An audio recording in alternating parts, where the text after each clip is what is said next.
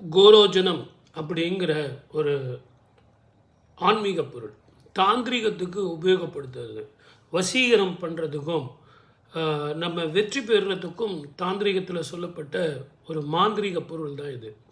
இதை எல்லாருமே லிக்விடாக இருக்கும் அப்படின்னு நினச்சிக்கிட்டு இருப்பாங்க. இது ஒரு ஸ்ட்ராங்கான திடப்பொருளாக கூட இருக்குது.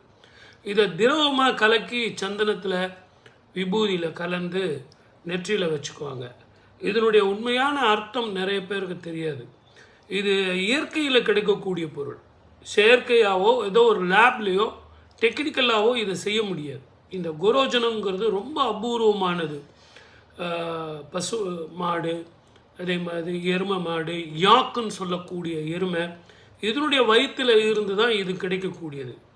இதனுடைய உண்மையான கோரோஜனம் ரொம்ப பவர்ஃபுல்லானது. அந்த பசுமாடு இருக்குது இல்லைங்களா, கோரோஜனம் இருக்கக்கூடிய அந்த பசுமாடு ரொம்ப கோபமாக இருக்கும், எல்லாரையும் முட்டி தள்ளிடும், புஷ்ஷுன்னும். அதை இடிக்கிறதுக்கு முன்னாடியே ஒரு பாம்பு மாதிரி சீரும்.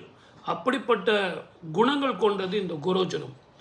இந்த கோரோஜனம் இருக்கக்கூடிய பசுவனுடைய பால் பார்த்திங்கன்னா சர்க்கரையை போட வேண்டாம், அவ்வளோ ஸ்வீட்டாக இருக்கும்.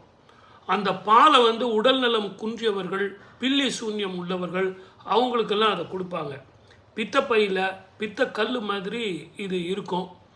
இதை எடுத்து பதப்படுத்தி நமக்கு கொடுப்பாங்க. இது எல்லா இடத்துலையும் உண்மையான கோரோஜனம் கிடைக்குதா அப்படின்னா நம்பி வாங்கிறது கஷ்டம். ஆனால் அதே நேரத்தில் உண்மையான கோரோஜனம் நமக்கு கிடைச்சது அப்படின்னா தாந்திரிகத்துக்கு மிக உயர்ந்த பொருள். எப்போ பார்த்தாலும் பிரச்சனை பண்ணிக்கிட்டு உட்காந்துக்கிட்டு இருக்காங்க. வீட்டில் வியாதி, தொடர்ந்து டாக்டர் செலவு, சில கண் திருஷ்டிகள், அதே மாதிரி பில்லி சூன்யங்கள், வீட்டில் வாஸ்து தோஷங்கள் இருந்துக்கிட்டே இருக்குது. பிரச்சனைகள் ஒன்று போனால் ஒன்று, ஒரு வைப்ரண்ட்டாகவே இருக்குது சார் அப்படின்னா இந்த கோரோஜனத்தை நீங்கள் நெத்தியில் வச்சுக்கிட்டிங்கனாலே எதிரிகள் அடங்கி போவார்கள். இது ஆன்மீகத்தில் நமக்கு சொல்லப்பட்ட மிக ரகசியமான பரிகாரம். இது யார் வேணாலும் செய்யலாம். சடங்குகளில் நார்த் இந்தியாவிலலாம் இது கோபி சந்திரத்தோடு கலந்து கொடுப்பாங்க, அதையெல்லாம் வச்சுக்குவாங்க. ஒரு வசீகரமான பொருள். இதை ஒரு பொருள் வசீகரிக்கணும் அப்படின்னா இதெல்லாம் பெரிய பெரிய வியாபாரிகள், பெரிய பெரிய மேக்னட்ஸ் இதெல்லாம் உபயோகிப்பாங்க. குறிப்பாக இது வடநாட்டில் உபயோகிக்கிறாங்களே ஒழிய தென்னாட்டில் அந்த அளவுக்கு இல்லை.